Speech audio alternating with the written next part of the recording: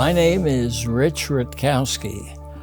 I was the Vice President for Business Affairs under Mel Lindbloom, and I am delighted to be a part of this celebration of life for a great man. As I have thought about Mel Lindbloom, I have thought of the word best.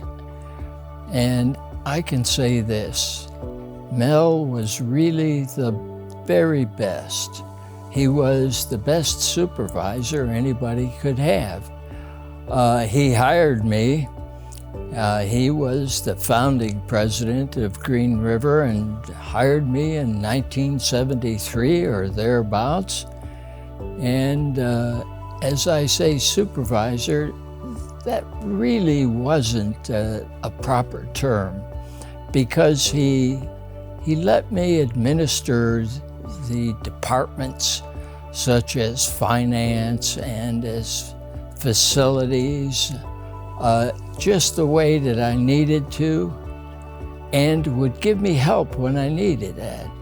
And so it really wasn't a supervisor.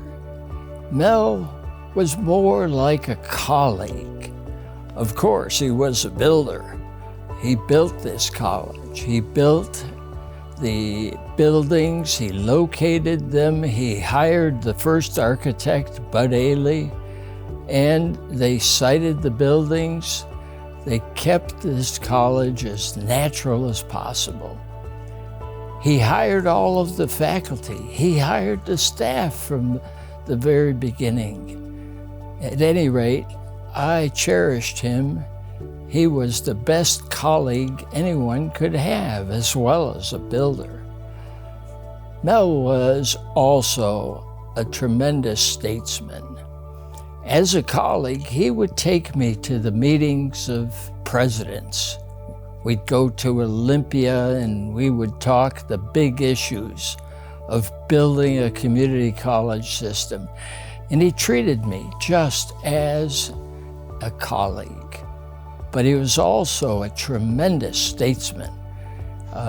Here was a group of community college presidents, and oh, was I ever impressed. But they talked about the important things of building a system, building individual colleges. And as a statesman, Mel was always thinking of the better good of the system. It was not so competitive back then, but rather very collaborative. Another best that I think about Mel is his advocacy. What an advocate he was for the faculty and for the staff of Green River. He was down there in Olympia, always talking with the politicians, convincing them that a salary raise was needed or a better benefit package.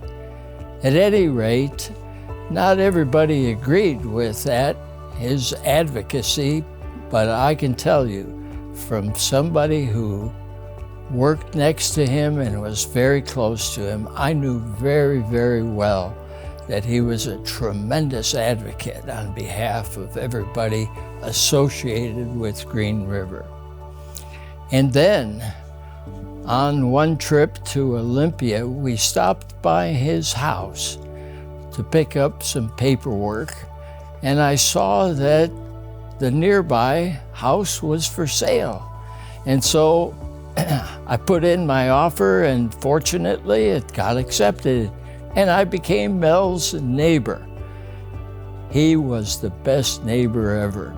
There was a vacant lot between us, and how we would spend some time talking about that political situation, talking about the college, talking about the goals that he had. We spent some very quality time as we had our weed whackers and were clearing the weeds out of that old lot right there between our houses. One time Roma came out and said, "You boys are talking too much. You need to finish up the job of getting rid of these weeds." And so we set it aside and finished our weed whacking. Yes, Mel was the absolute best neighbor you could possibly have. I hope that I have expressed completely how he was the best in everything he did. Thank you very much.